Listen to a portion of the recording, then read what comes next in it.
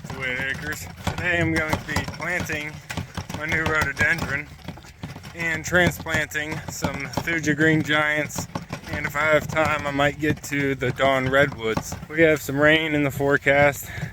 It was supposed to actually already start, but it hasn't, so I'm trying to get something else done before it does start. And transplanting in the spring before it rains is just right.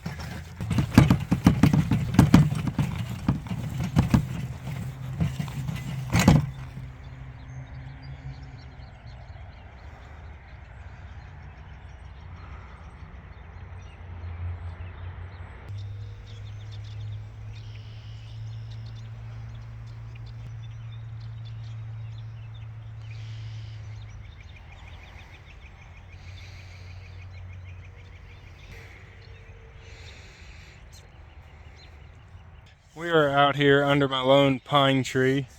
It's the only one we have on the property, no other pines. We have some Norway spruce that we just got planted the other week, and we have hemlock, but we don't have any other pine. This is a nice big pine that my dad planted here about 35 years ago, and it's doing pretty good. He likes the Y trunk, so this one has a Y on it, but I don't know, one trunk would be stronger.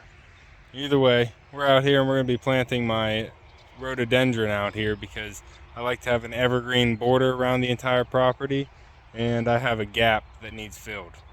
So the large pine is right here, and then we have the first Norway spruce in the line back here, almost right off the drip line. So I can't plant anything tall between the pine tree and the Norway spruce, but they're also not going to grow together real full, so I want to add something right in this little hole here. Plus, just to have a splash of color out here in the spring whenever the rhododendron blooms will be real nice. So I'm going to get this planted, and then we'll move some Thuja green giants.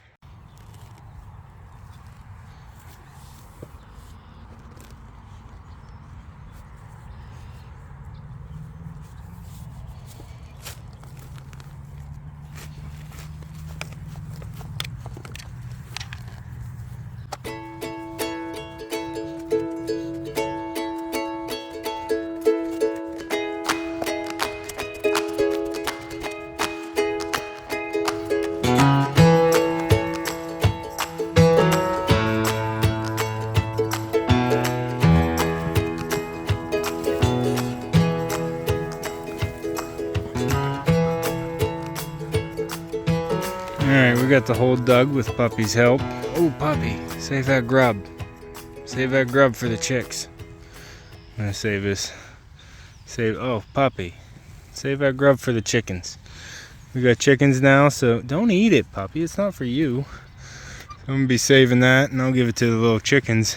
They're about 8 weeks old now, and they'll enjoy that little insect. Alright, buddy, back up.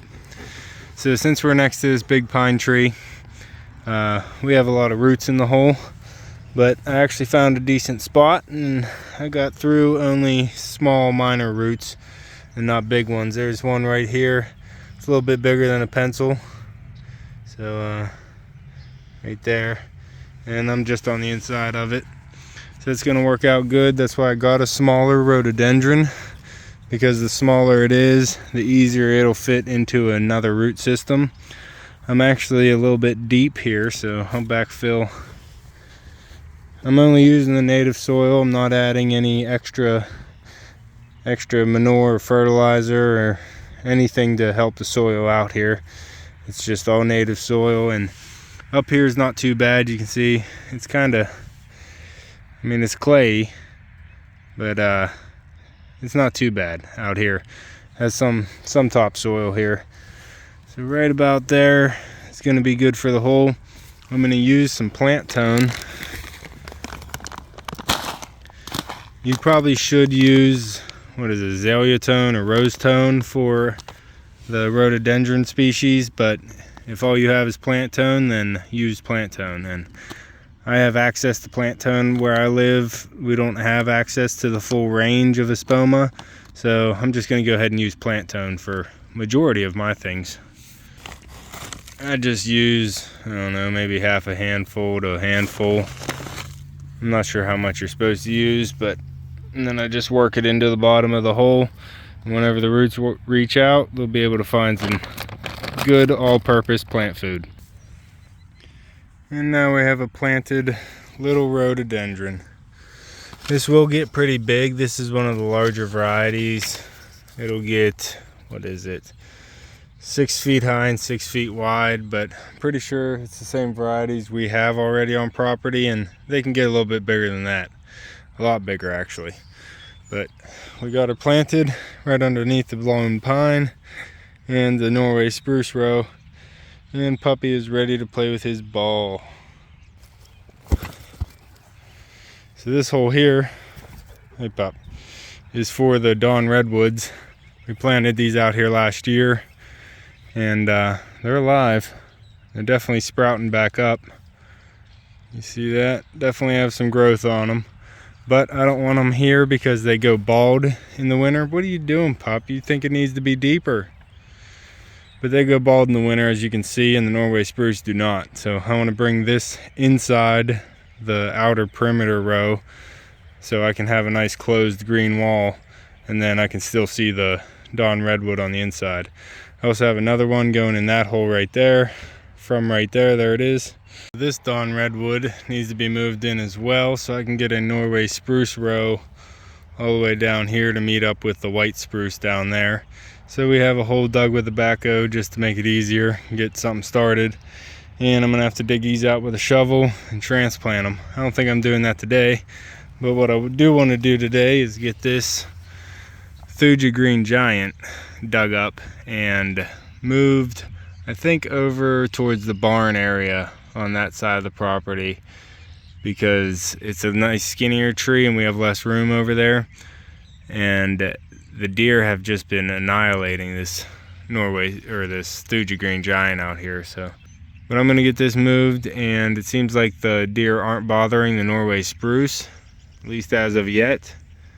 But we'll see. I'm gonna be planting the Norway spruce over on this line as well as I did on the backside. So it won't take much. I planted these last year. I have another one down here, right there, that I want to get moved as well. And then the white spruce and the Black Hills spruce line pick up right after that. So this will all get filled in with, this is where the hemlocks came out, and this will all get filled in with Norway spruce. This should be easy enough to pop out. I should just be able to spade the shovel in around the 3 sides and then pop it. And then I'll get it planted over on the other side.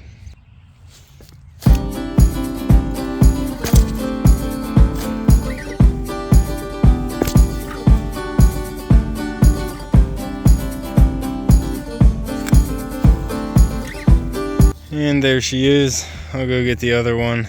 We'll get it moved. This is another one that I would move, but I don't think it survived. And if it's going to survive, I probably shouldn't move it. So I'm just gonna let it go right now and see if it shows any signs of life. It's not really in the way. I can plant around it and then move it later if it is alive. But the deer really scratched it up. Really big buck rub on a little tree, and I think it probably died off. Oh, Pop. This one's looking pretty rough as well. The buck got to it and snapped off the main leader, and the dogs have peed on it to where it burned up some of the branching, but it has some rubberiness to the branching, which tells me that it's still alive. So I'm gonna pop it out, get it into a new location, and see if it can thrive over there.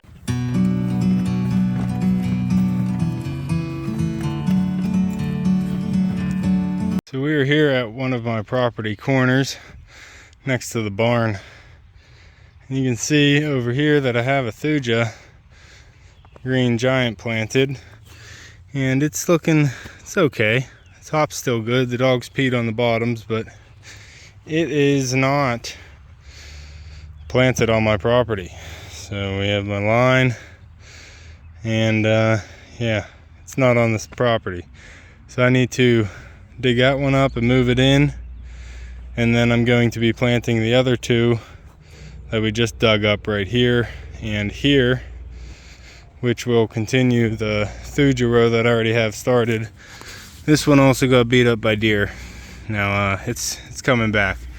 but I have more coming down this line, and they're all doing pretty good. The deer didn't really bother these ones. You can see how healthy they are. They're the same age, exact same age as that broken in half one, but they're doing a lot better. So I'm going to extend this row out down this way so I can have a nice skinny evergreen border over here. This hole is from moving my Empress tree. I had to move my Royal Empress because it was also not on our property. So here she is in her new location, and I'll probably cut her back in half this year, all the way down to about here, 5 feet or so. Well, 5, yeah, I'll probably cut her about 5 feet, cut all the branches off, and then see what she does for the year. All right, I got the third one moved, so all 3 are transplanted now. They're all fertilized on my property, and it's starting to rain. Made it just in time. The rain is coming down now, and I'm probably gonna head in and start some seeds. But I want to give that grub to my acres. Echo, abort.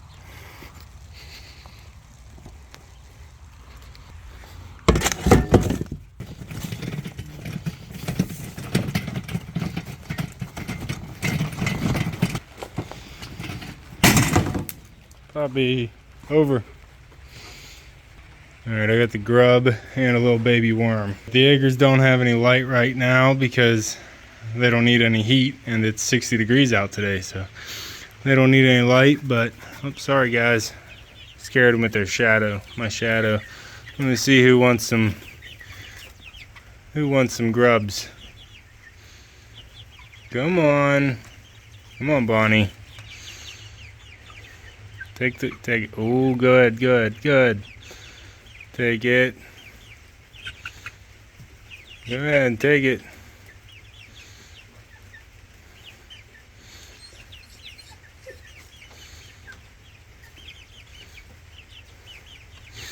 They drop it on the ground. I don't think they ever see it. There, that one's wiggling. One's wiggling. Take it. Do it, Bonnie.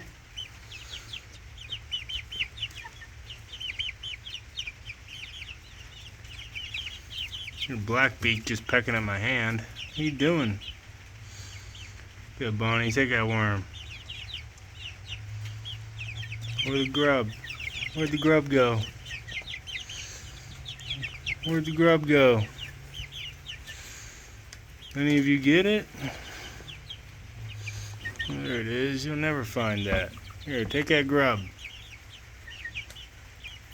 Ow! Don't bite me, chick. There, Blackbeak got it. These Blackbeak got. Is that Spot? That's Spot that got the grub. Alright, what about the worm? Come on, Bonnie. Did you get the worm? Yeah, that's not the worm. Alright, well, they got the grub. If you want to see any more about the livestock we have here at Whitt Acres, go over to our Whitt Acres Homestead channel, where I have all of the videos that pertain to the homestead side of the property. Alright, it is raining now. That's all for this one. If you want to see more of Whitt Acres, go ahead and subscribe down below and hit that like button before you leave. If you want to see the garden tours, go over to our Whitt Acres Garden Tours channel, where I post weekly garden tours during the growing season of everything around the property and what that looks like. You can see me and Echo on the next one. Thanks for watching.